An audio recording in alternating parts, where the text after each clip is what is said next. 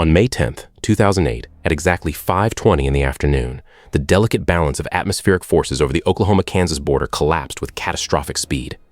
Southwest of the small community of Chetopa, Kansas, a violently rotating supercell thunderstorm spawned a wedge whirlwind that quickly widened into a mile-wide monster. Driven by estimated peak wind speeds between 165 and 175 miles per hour, this cyclonic system tracked southeast across the prairie, heading directly toward a municipal settlement tucked into the extreme northeast corner of Ottawa County. The target was Picher, a former zinc and lead mining hub already grappling with a slow, decades-long process of environmental decay. In less than 60 seconds, the violent winds swept across a wide residential swath, instantly erasing homes, businesses, and lives. Yet the sheer mechanical force of the wind told only a fraction of the story. When the rotating column scraped the earth, it acted as a giant industrial vacuum, grinding up and lofting millions of tons of heavy metal mining leftovers into the sky, creating a swirling, toxic aerosol of lead, zinc, and cadmium. This severe weather event became an unprecedented ecological disaster that permanently sealed the fate of an already struggling American town. To understand why this specific storm proved so uniquely devastating, one must examine the intense industrial history carved deep into the geology beneath the town's foundations. Picher once sat at the center of the historic Tri-State Mining District, a vast geological deposit of lead and zinc ore that supplied the key raw materials for ammunition during 2 world wars, feeding smelters and manufacturing plants across the nation during times of peak military demand. Decades of unceasing, aggressive extraction left behind approximately 178 million tons of toxic byproduct known locally as chat, which was piled high across the local terrain in dozens of huge, slate-colored mounds. Some of these artificial mountains rose more than 100 feet above the surrounding streets, casting long, lead-laced shadows across the very neighborhoods that had grown up around the mining operations. Below the topsoil lay an even more precarious threat. Roughly 86% of the town's structures were completely undermined by a vast, unstable network of abandoned mine workings, a dark, subterranean labyrinth carved out over decades of extraction. These hollowed caverns, carved directly into the regional limestone and dolomite, left the surface dangerously unstable, prone to sudden sinkholes and structural collapses, meaning the entire town was effectively resting on a fragile, crumbling crust. Because the earth beneath Picher was so thoroughly hollowed out, traditional tornado safety protocols were both legally banned and structurally impossible to execute. In the central plains of the United States, surviving a violent tornado depends almost entirely on accessing below-ground shelter, such as storm cellars, basements, or reinforced bunkers dug deep into the bedrock. In Picher, however, digging into the ground meant risking a catastrophic breach of subterranean mine roofs, as even the minor excavation required for a home basement could trigger a localized collapse and send an entire house plummeting into an abandoned shaft. As a result, traditional underground shelters and basements were largely absent due to the extreme danger of subterranean collapse, leaving residents with no choice but to face some of the most violent weather on Earth with only above-ground walls for protection. This structural vulnerability was compounded by a pre-existing public health emergency. Decades of direct exposure to lead-rich dust blown off the tailings piles had severely compromised the community, with historical medical surveys showing that between 34 and 63% of Picher's children suffered from elevated blood lead levels. This alarming statistic had previously captured national attention and led to the establishment of the federal Tar Creek Superfund site, meaning the population was already caught in the grip of a slow-moving environmental poisoning long before the skies darkened on that fateful May afternoon. Analyzing the ways in which historical industrial activities intersect with violent natural phenomena reveals structural vulnerabilities that standard emergency plans almost never account for.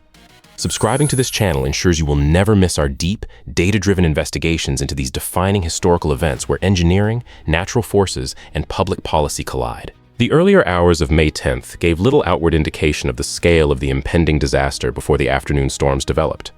Across the border region of Oklahoma, Kansas, and Missouri, spring temperatures climbed into the 70s with high humidity. Meteorologists at regional storm prediction centers tracked an aggressive dry line pushing eastward against rich Gulf moisture, a classic ingredient for violent spring convection across the southern plains. Upper-level winds created extreme directional wind shear, producing a volatile atmosphere primed for long-track supercells capable of sustaining rotation for hours rather than minutes. By late afternoon, individual thunderstorm cells breached the capping inversion layer that had held the atmosphere in check throughout the day. Doppler radar systems began displaying intense rotation signatures southwest of Chetopa, with velocity couplets tightening rapidly on successive scans. The storm organized rapidly, anchoring an expansive mesocyclone that pulled moisture inward and established a direct collision course with Ottawa County, its inflow strengthening as it ingested warm, unstable air from the surrounding farmland. At 5:20 p.m., local emergency managers activated civil defense sirens across Picher. The town had heard these sirens countless times across decades of Prairie Springs, breeding a natural sense of warning fatigue among longtime residents who had grown accustomed to false alarms and near misses. Compounding the danger, the approaching vortex was partially cloaked by sheets of heavy rain and dense, dark grit thrown forward by the forward flank downdraft, a visual distortion that made the true scale of the circulation difficult to judge from ground level. Observers on the ground could not easily identify the classic funnel silhouette until the outer circulation scraped the edge of the municipal perimeter, leaving precious little time between visual confirmation and impact. With no underground bunkers available, hundreds of residents moved into interior hallways, closets, and mobile home bathrooms, bracing against standard exterior timber walls that offered zero protection against tornadic winds capable of stripping asphalt shingles and snapping utility poles like matchsticks. When the leading edge of the rotating wind column made direct contact with the perimeter of the municipality, it swept across enormous, unvegetated mounds of mining waste situated on the town's edge. These steep, slate-colored hills, towering high above the surrounding residential rooftops, were composed of extremely fine-grained silica, zinc, and concentrated industrial lead dust that had accumulated over a century of intensive ore processing. Rather than acting as a windbreak, these loose gravel heaps became a heavy source of secondary debris. The intense wind shear of the tornado, with rotational speeds exceeding 160 miles per hour, stripped the outer weathered crust of the piles and lofted hundreds of tons of fine, toxic mineral particulates straight into the swirling updraft.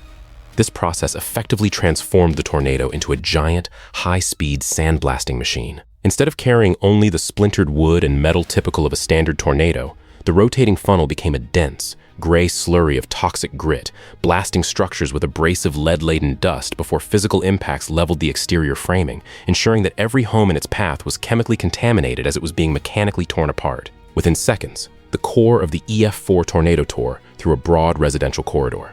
The sheer mechanical force obliterated more than 200 single-family homes and business structures, reducing decades of accumulated community infrastructure to unrecognizable rubble in under a minute. Mobile homes, which comprised a large portion of local housing stock, offered virtually no resistance.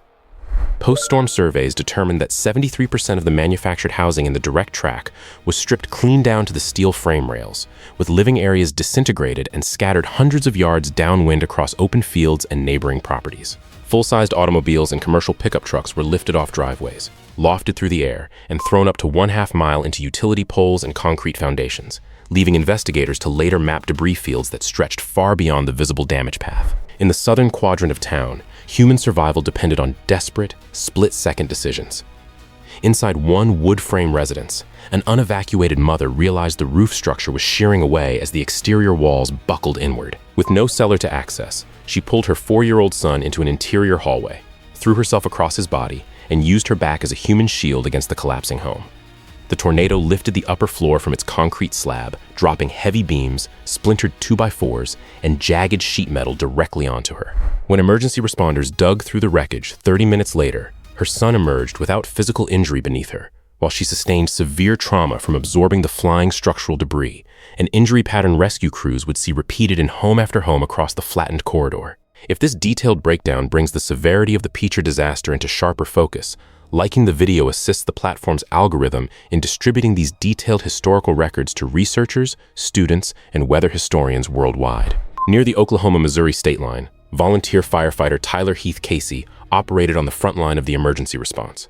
Acting as a mobile spotter, Casey positioned his vehicle along the expected path to monitor the funnel and relay real-time visual coordinates to county dispatchers, a role that depended entirely on staying close enough to the circulation to track its movement accurately. His updates allowed regional authorities to issue precise directional warnings for motorists traveling on nearby highways, helping save dozens of lives among drivers who would otherwise have had no advance notice. As the wedge widened, the violent rain-wrapped circulation shifted abruptly, closing the distance faster than his position allowed him to escape.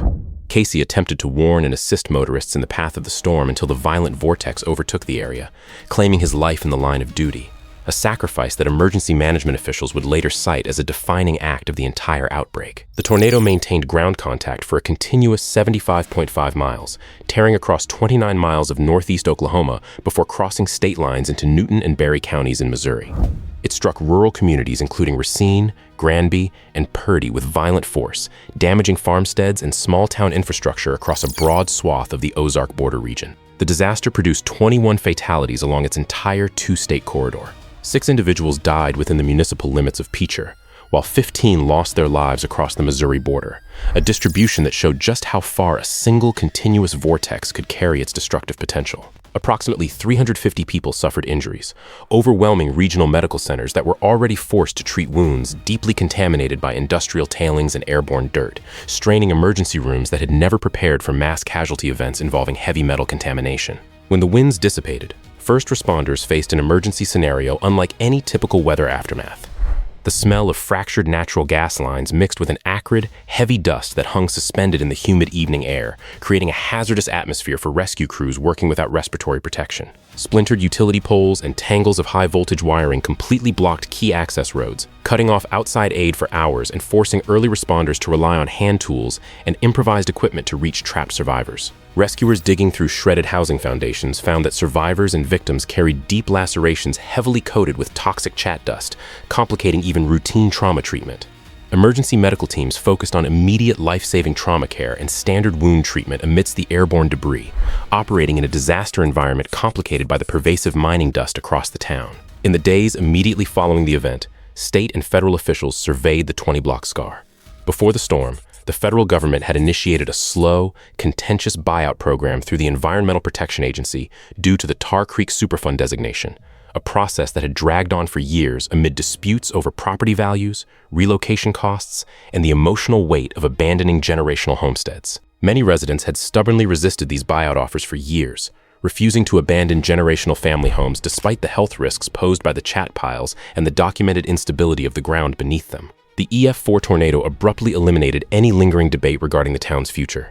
Federal disaster officials and Oklahoma state leadership jointly determined that pouring millions of dollars into rebuilding infrastructure atop an unstable, heavily poisoned Superfund site was impossible, a conclusion reinforced by engineering assessments showing that reconstruction would only recreate the same subsurface hazards that had justified the buyout in the first place. Federal emergency funding for structural reconstruction was formally denied, leaving remaining residents with no path to rebuild destroyed homes.